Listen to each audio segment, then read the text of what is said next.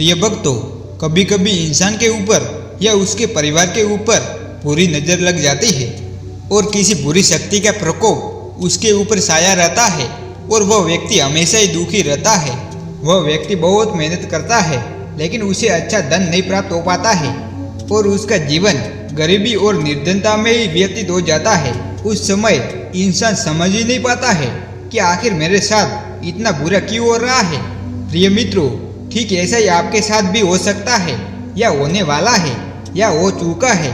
तो यदि आप उसे दूर करना चाहते हैं और यह भी चाहते हैं कि मेरे परिवार या मुझ पर कोई भी मुसीबत या निर्धनता कभी भी ना आए, तो मित्रों आपको सतर्क रहना ही पड़ेगा। लेकिन मित्रों चिंता ना करो, यदि आप बहुत निर्धन हैं या कोई भी कार्य सफल नहीं हो रहा है, आप जो चाह रहे हैं वह आपको नहीं मिल रहा है, तो ऐसा ही आपके साथ भी हो चुका है। आपको किसी बुरी शक्ति ने अपनी चपेट में ले लिया है। लेकिन मित्रों, आज आप कोई भी वक्त परेशान ना हो। आज हम आपको इन सभी समस्याओं से छुटकारा पाने के लिए एक सिद्ध शक्तिशाली शत्रुनाशक धन प्राप्ति गणेश साबर मंत्र का जाप करने वाले हैं। मित्रों, इस मंत्र का श्रवण मात्र से ही आपके अंदर एक अलौकिक शक्ति का वास होगा और मित्रों आपको अचानक धन भी प्राप्त होगा और गरीबी और शत्रु का नाश भी हो जाएगा। मित्रों, इस मंत्र का असर आधे घंटे में ही शुरू हो जाता है। आपको इस मंत्र को सिर्फ 108 बार ही श्रवण करना है। मित्रों, आप अपने मोबाइल फोन पर यह मंत्र चलाकर पूरा 108 बार सुन सकते हैं। आपको अवश्य लाभ मिल जाएगा मित्रों। तो मित्रों चलिए मंत्र का श्रवण कर लेते हैं। लेकिन मित्रों उससे पहले जो आपको हमारा ये वीडियो पसंद आया हो तो वीडियो को दिल से एक लाइक करके चैनल को सब्सक्राइब अवश्य करिएगा और मित्रों कमेंट में जय गणेश जी महाराज लिखकर अपनी उपस्थिति जरूर दिखाइएगा। प्रिय मित्रों, गणेश जी महाराज का मंत्र इस प्रकार है। ओम गं गणपतये त्वं धन्यः धनाशीषं श्री सुवर्ण यंत्रेभ्यो सर्वतोमुख नमोस्तुते। ओम गं गणपतये त्वं धन्यः धनाशीषं श्री सुवर्ण यंत्रेभ्यो सर्वतोमुख नमोस्तुते।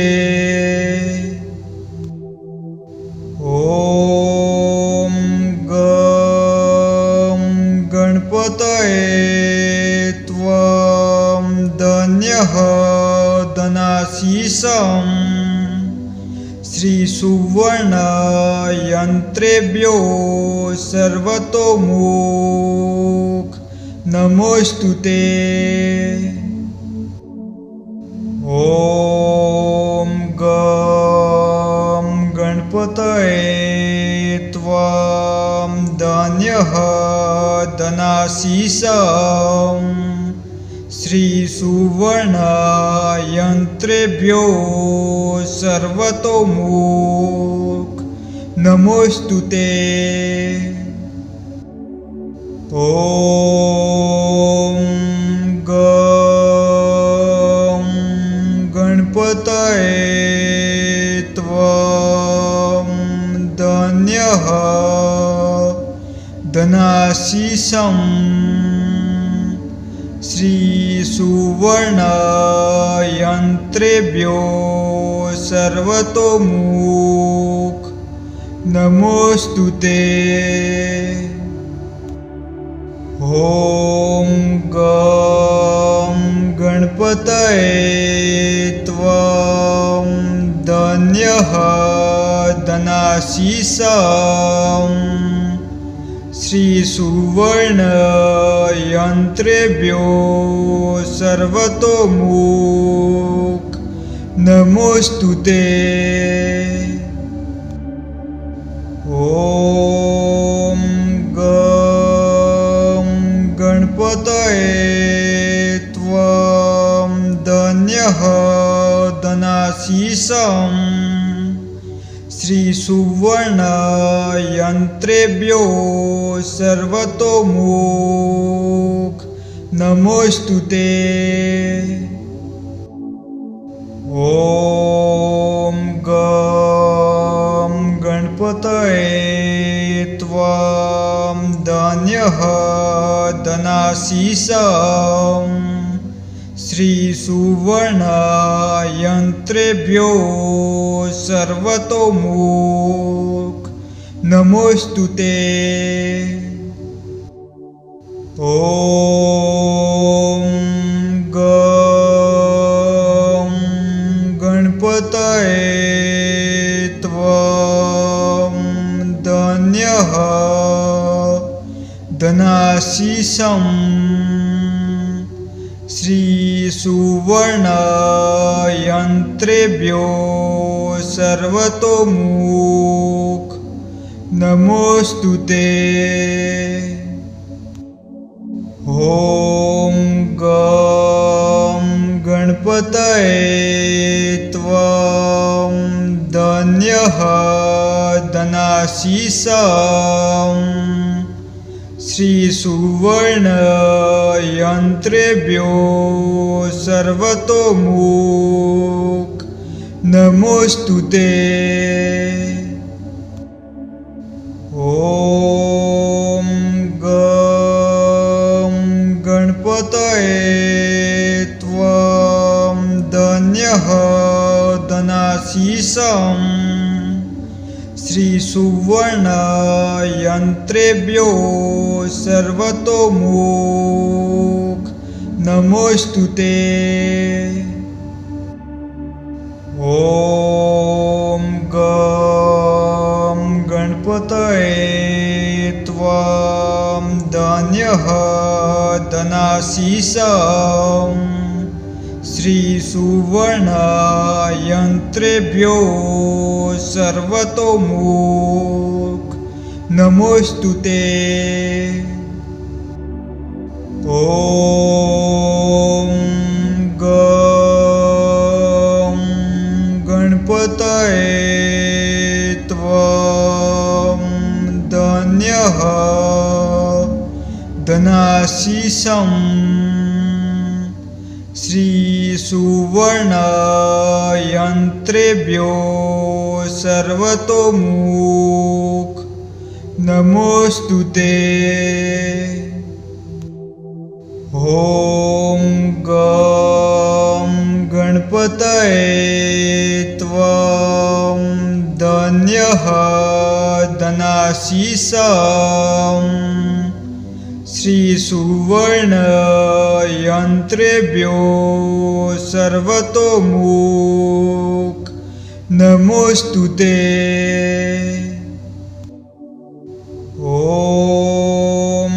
गं गणपतये त्वां धन्यः धनाशीषं श्रीसुवर्णयन्त्रेभ्यो सर्वतोमुख नमोस्तुते।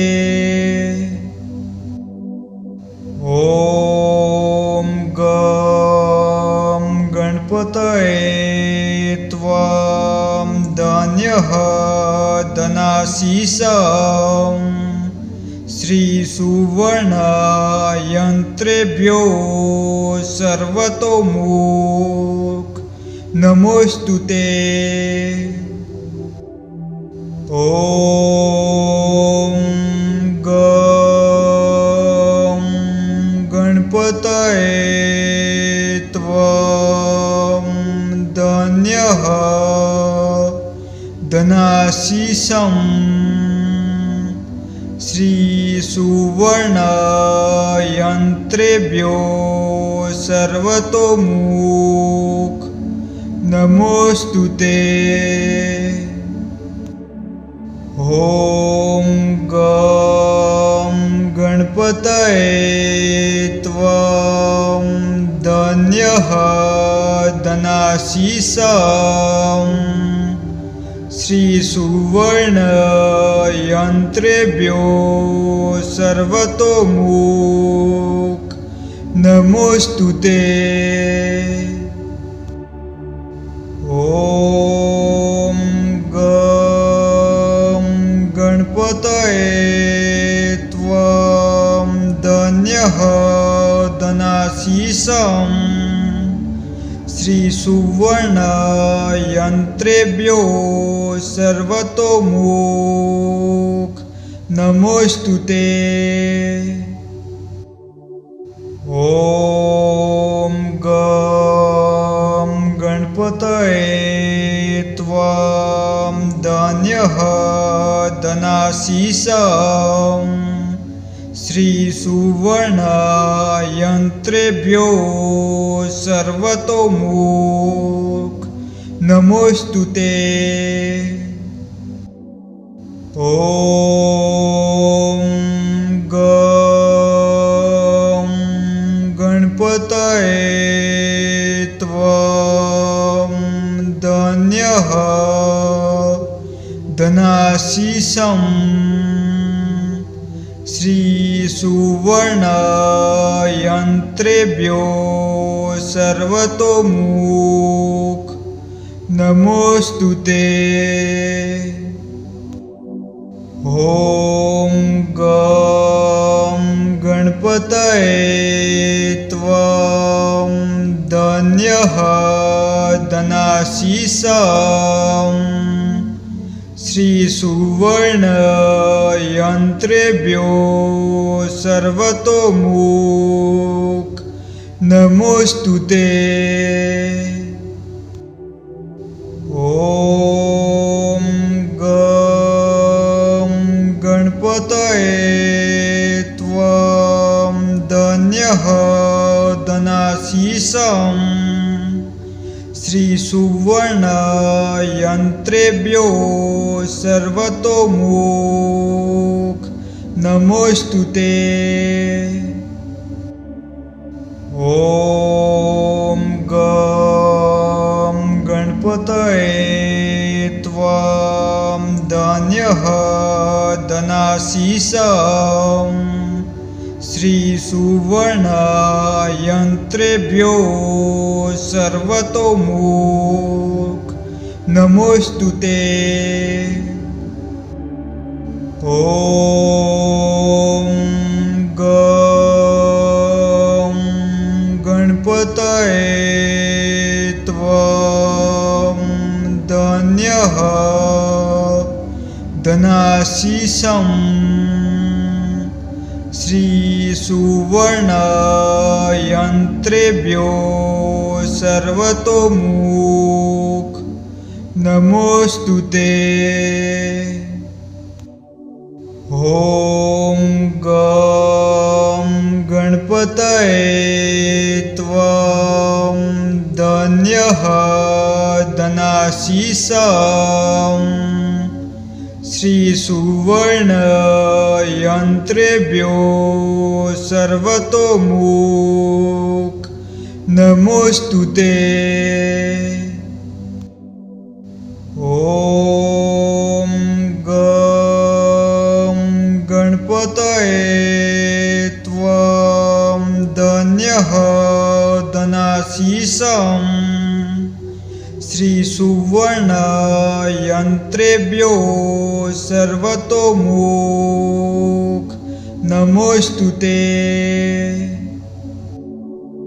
ॐ गं गणपतये त्वं धन्यः धनाशीषं श्रीसुवर्णयन्त्रेभ्यो सर्वतोमुख नमोस्तुते। ॐ गं गणपतये त्वं धन्यः धनाशीषं श्रीसुवर्णयन्त्रेभ्यो सर्वतोमुख नमोस्तुते। ॐ गं गणपतये त्वं धन्यः धनाशीषं श्रीसुवर्णयन्त्रेभ्यो सर्वतोमुख नमोस्तुते। ॐ गं गणपतये त्वं धन्यः धनाशीषं श्रीसुवर्णयन्त्रेभ्यो सर्वतोमुख नमोस्तुते। ॐ गं गणपतये त्वं धन्यः धनाशीषं श्रीसुवर्णयन्त्रेभ्यो सर्वतोमुख नमोस्तुते। ॐ गं गणपतये त्वं धन्यः धनाशीषं श्रीसुवर्णयन्त्रेभ्यो सर्वतोमुख नमोस्तुते। ॐ गं गणपतये त्वं धन्यः धनाशीषं श्रीसुवर्णयन्त्रेभ्यो सर्वतोमुख नमोस्तुते। ॐ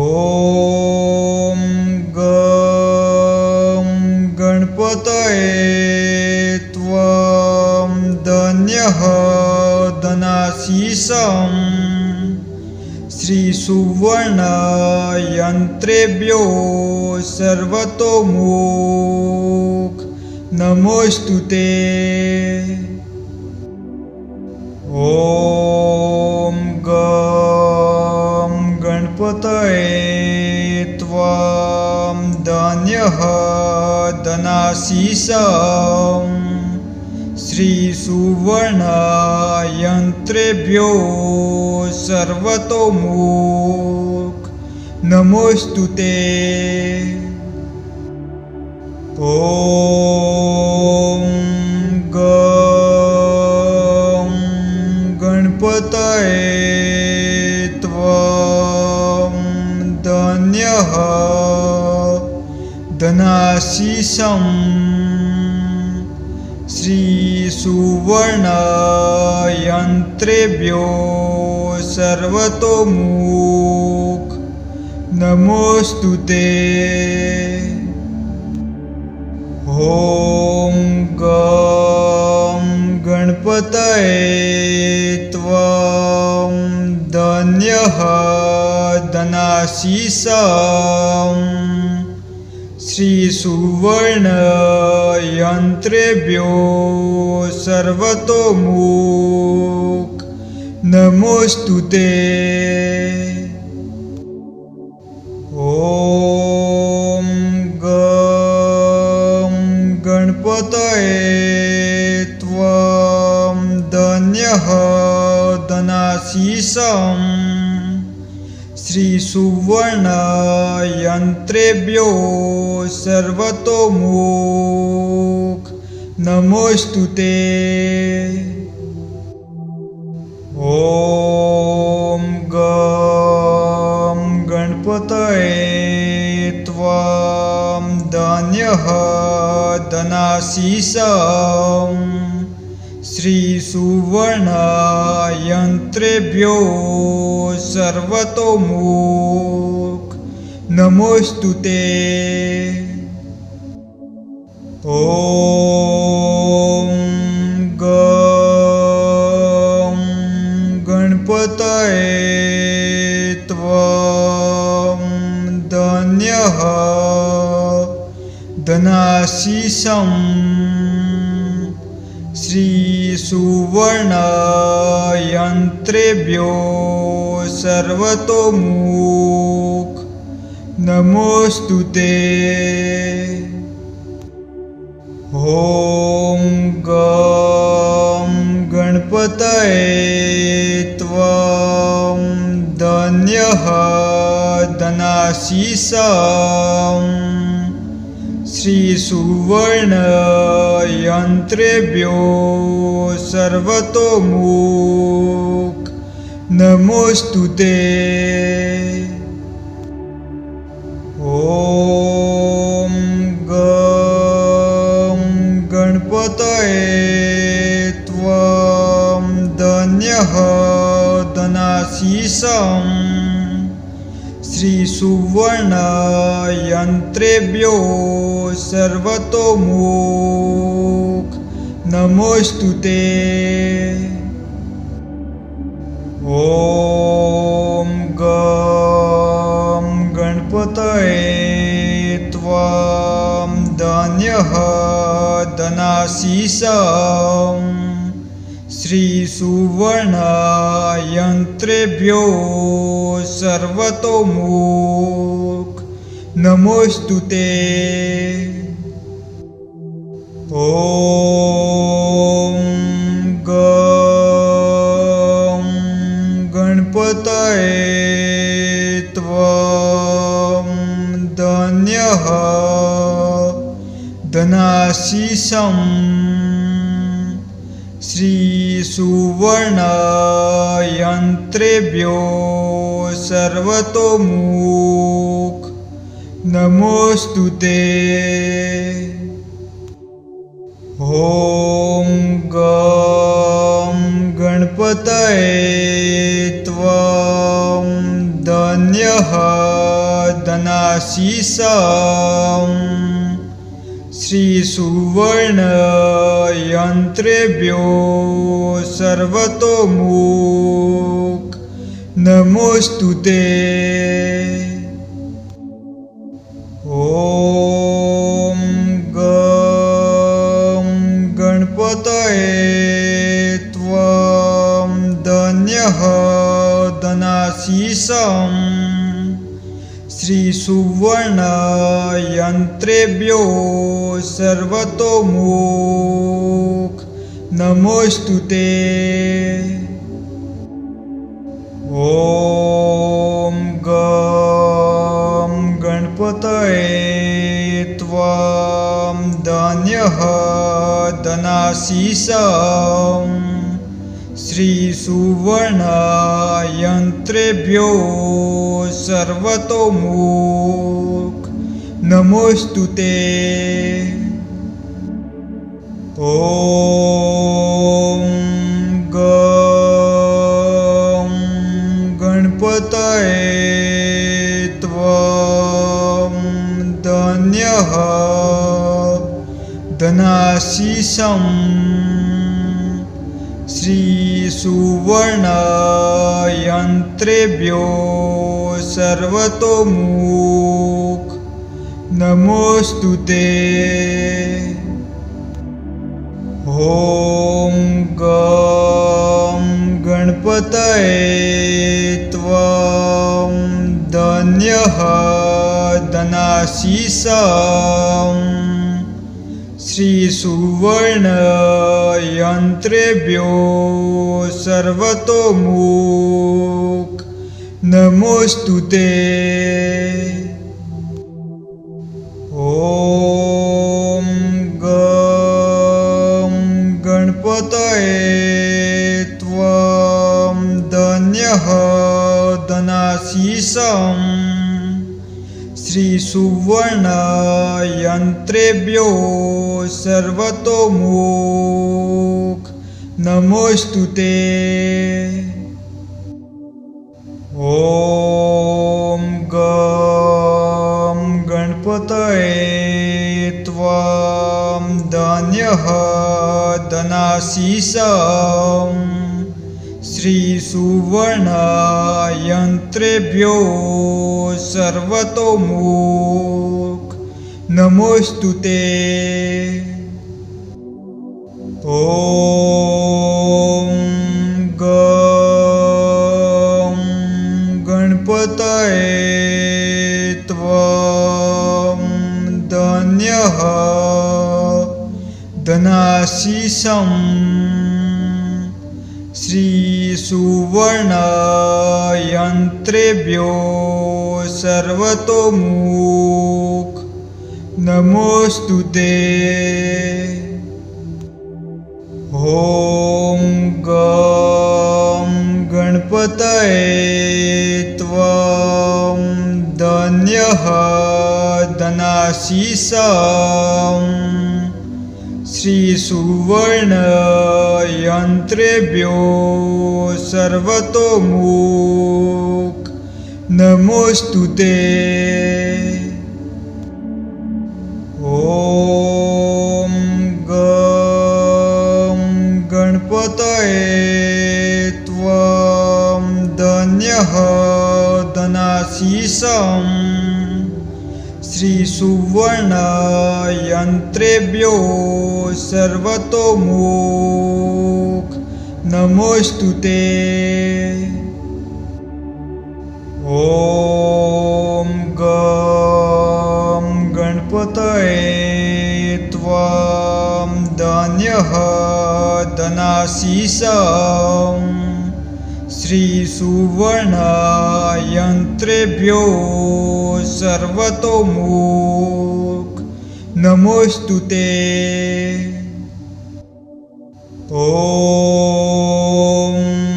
गं गणपतये त्वं धन्यः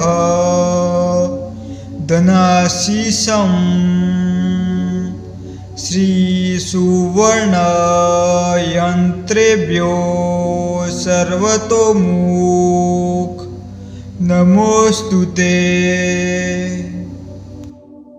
ॐ गं गणपतये त्वं धन्यः धनाशीषं श्रीसुवर्णयन्त्रेभ्यो सर्वतोमुख नमोऽस्तु ते। ॐ गं गणपतये त्वं धन्यः धनाशीषं श्रीसुवर्णयन्त्रेभ्यो सर्वतोमुख नमोऽस्तु ते।